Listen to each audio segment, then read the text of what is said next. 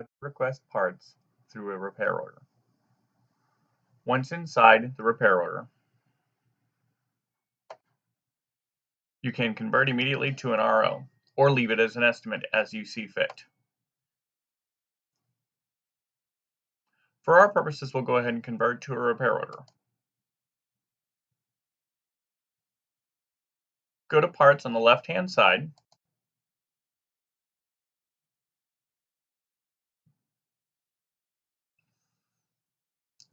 Here the dealer can either use microfiche, if applicable and installed on the machine, to search for the part, use the magnifying glass to search for parts in inventory, or simply click into the field and enter in the part number.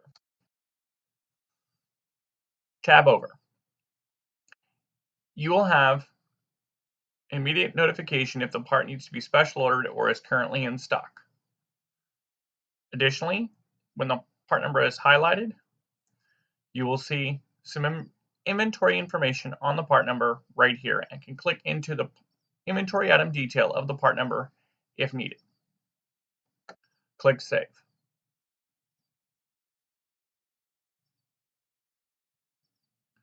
This will automatically generate an invoice inside the parts department. Click on the arrow.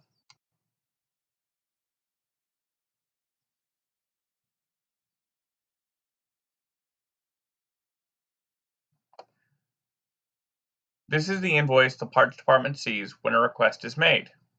The RO number, in this case 437, is shown in the upper left-hand corner along with the customer name. Additional parts can be added, as well as any changes to discounts, pricing of the part, tax information, just as you normally would on a regular parts invoice. If no additional parts are needed, you will hit Complete Sale. An invoice will be automatically generated for printing or record-keeping purposes if applicable. You'll be taken back to the repair order. Go back to Parts. This is the invoice, 781, and currently it is showing in a pickup and refund status. This will change to completed once the parts are special ordered, received, and picked up by the parts department.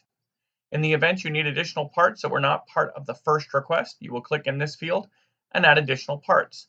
A new invoice number will be generated automatically and attach itself to repair order number 437. Any additional questions concerning this process, please contact our support department at 877-944-6766.